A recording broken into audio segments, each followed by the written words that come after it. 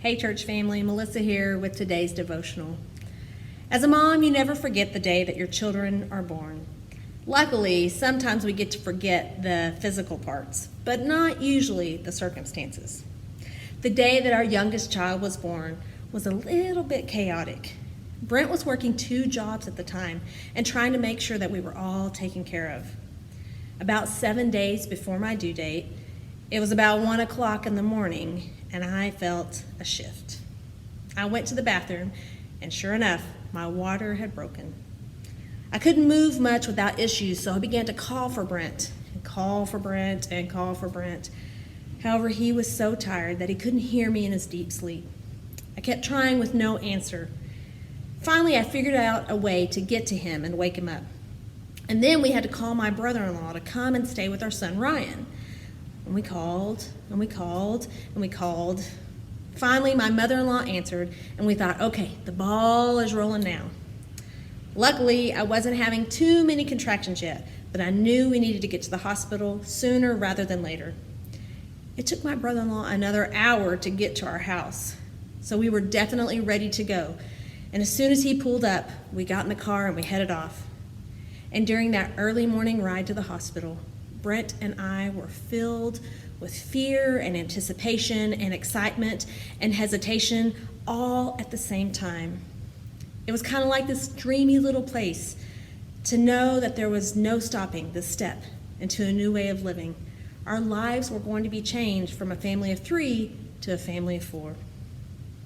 Each year at Christmas time, the focus is usually on Jesus and his coming into the world.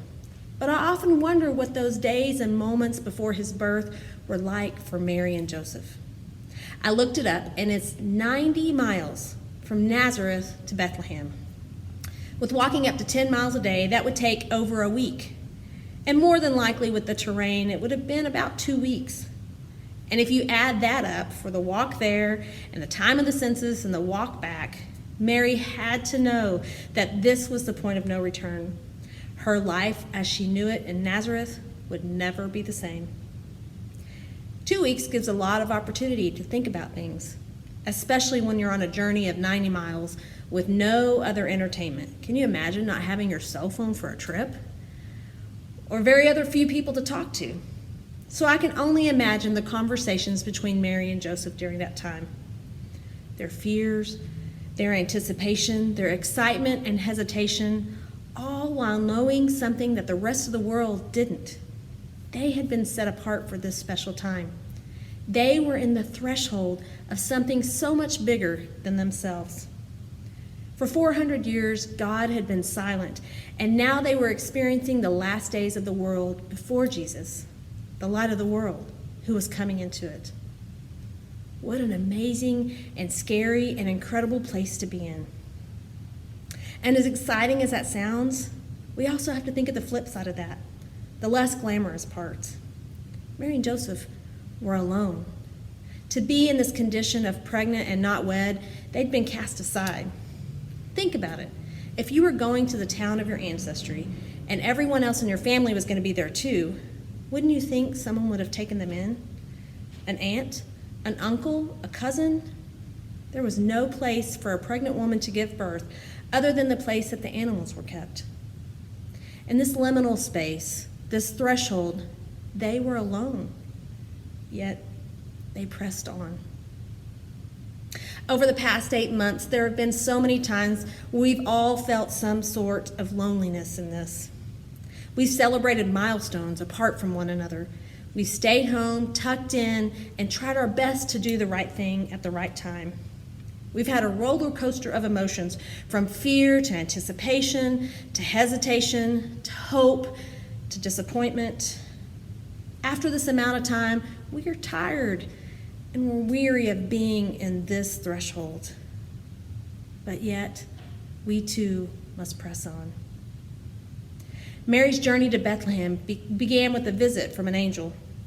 Luke 1:28-30 tells us, the angel went to her and said, "Greetings, you who are highly favored. The Lord is with you." Mary was greatly troubled at his words and wondered what kind of greeting this might be. But the angel said to her, "Do not be afraid, Mary. You have found favor with God." Mary's faith is why she was chosen to be the Mother of God. And Mary lived up to her calling.